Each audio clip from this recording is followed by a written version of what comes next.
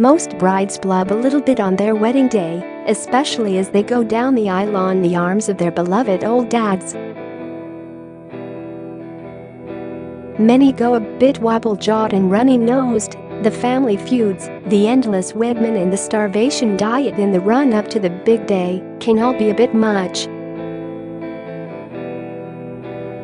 But not this bride.At St. George's Chapel yesterday, at 12 noon onwards, this country's exquisite latest acquisition and most welcome newcomer was utterly radiant in her starring role. It was the performance of a lifetime, as if her entire career as an actress born in the city of dreams was nothing but a dress rehearsal.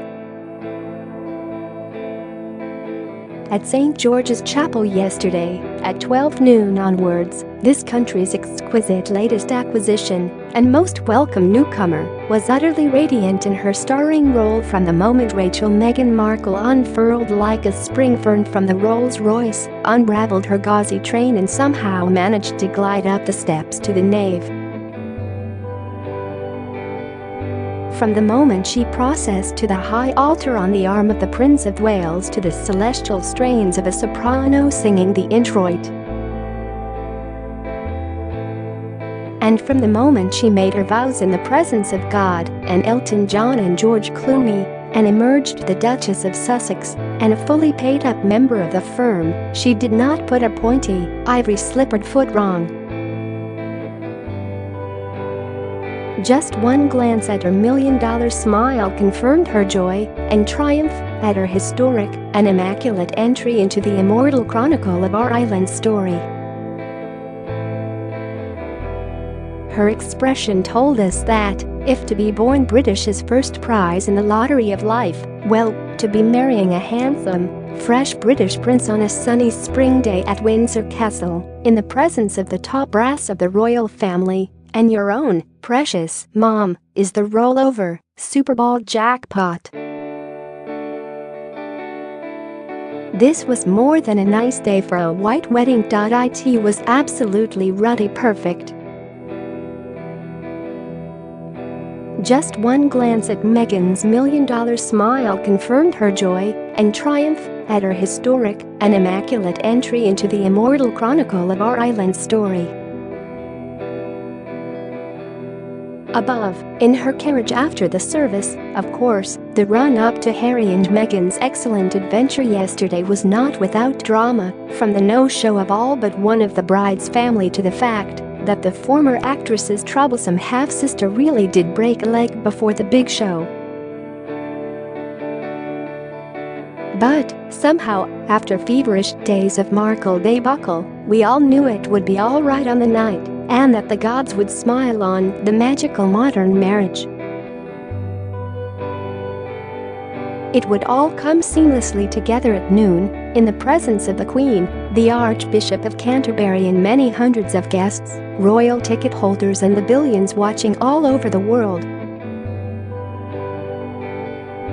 And alleluia, so it did.For 1 hour, at least. Even the most cynical Republicans must have felt a bad squeak of pride to be British again after our official difficult few years since the 2012 Olympics, and this is not just because we do royal weddings and ceremonials so well.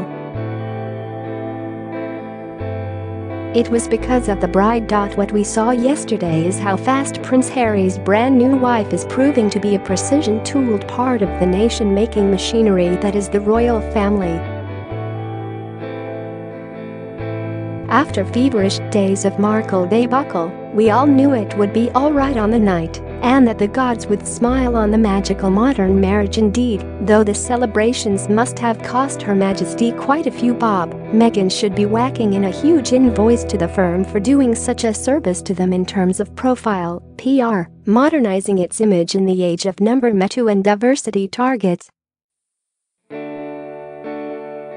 The swaying gospel choir, Bishop Michael Curry's powerful sermon, the way that the service was a power ballad to the power of love, and also black power from start to finish. There's no denying that Meghan, the Duchess of Sussex, in the casting of the service alone, has done more to revolutionize the British monarchy than anyone since her own late mother-in-law. It was almost as if some execs had been trying to refresh a long-running telly soap, one that had been slipping in the ratings. "Hey guys, we need to mix this up a bit," the director might have said. "We need to introduce a really relatable, cute new character who's going to make this show watchable and relevant to our audiences both sides of the pond for the next 100 years." The show could have come up with nothing more box office inappropriate than Meghan, divorced by Rachel, beautiful actor from, like Harry, a broken home with a bonkersly dysfunctional family. Therefore, a choice of bride who in many ways reflects British society far better than the virginal, posh, blonde daughter of a belted earl or a horse-faced German princess, the sort of women our male royals were traditionally yoked to in days of yore. It's easy to overstate her symbolic power, however.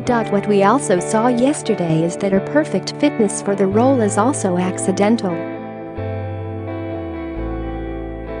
Yesterday, she was simply a woman in love. As Meghan joined him at the altar, Prince Harry's pride that he'd pulled quite such a cracker was written all over his face. "You look amazing," he said. "I'm totally stunned." Prince William was equally overcome. Lucky, then, he'd picked Meghan. She helped him with the ring. She listened with eager respect to the sermon, with its incantatory cadences of the Bible and the spiritual, which we all saw had other members of the royal family doing side-eye and slight alarm.